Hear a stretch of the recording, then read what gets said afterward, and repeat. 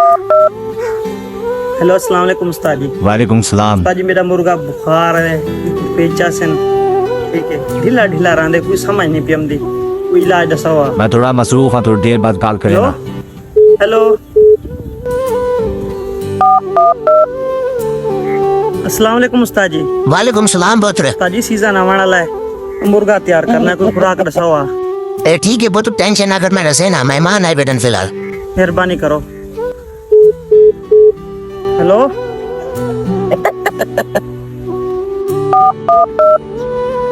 Hello अस्सलाम वालेकुम उस्ताद जी। वालेकुम सलाम सोना।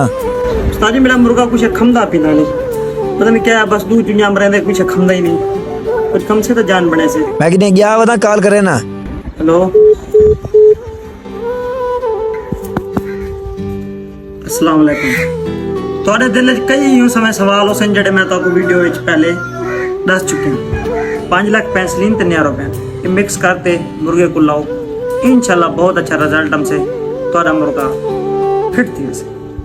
दूजा सवाल आ, मुर्गा खुराक क्यों नहीं पे खांदा? दूध चुनिया में रहंदे बस कर दे, मुर्गे को गुलाबी अर्क वो पिलाओ या ग्रेवेटर पिलाओ, मुर्गे का हाजमा ठीक थी वैसे, मुर्गा खुराक से हजम करे से मुर्गा बहुत ही खुशी दे नाल खुराक हमसे। तीजा सवाल आ, क्या खुराक दूं सीजन आने वाला है कुकड़े को?